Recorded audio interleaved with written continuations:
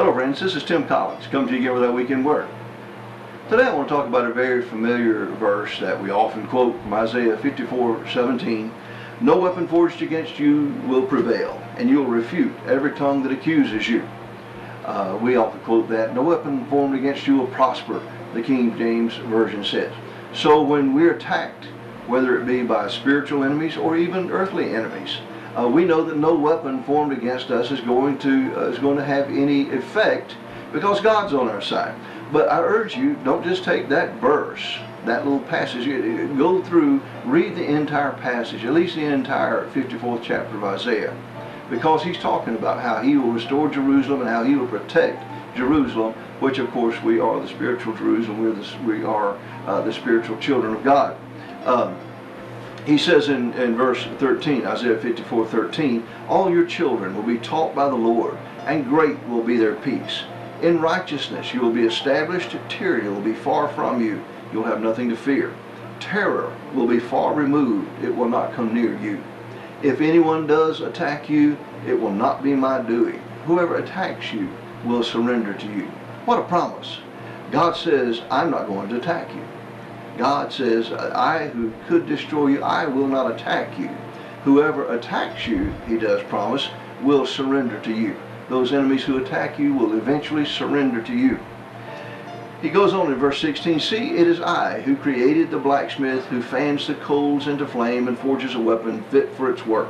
And it is I who have created the destroyer to wreak havoc. And then it goes on to say, no weapon forged against you will prevail, and you'll refute every tongue that accuses you. But I like that 16th verse.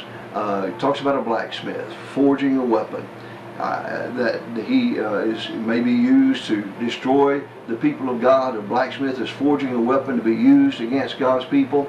God says that blacksmith can create a weapon, but I created the blacksmith, God said. And he went on and says, created the destroyer to wreak havoc, catastrophes. You see, when God is on your side, every weapon is in his arsenal. Natural disasters are in his arsenal. When God's on your side, hurricanes fight for you, tornadoes fight for you. When God's on your side, volcanic eruptions, earthquakes fight for you. When God is on your side, thunderstorms, hailstorms, lightning fights for God's people. Because God is on your side. If you'll be on God's side, God will be on your side. Now, if you rejected him, rejected his plan of salvation, rejected his son's sacrifice, don't expect God to fight for you.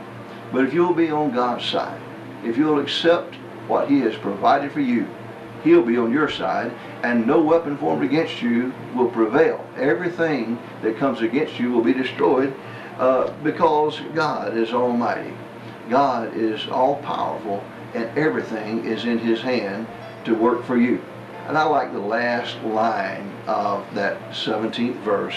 This is the heritage of the servants of the Lord, and this is their vindication from me. Remember, that is your inheritance. That is what you leave to your children. The fact that God will be your protector. When others come against you, others fight against you, God is on your side, and you cannot fail. Well, I hope you'll be in church somewhere Sunday, worshiping God in spirit and in truth. God bless you. We love you.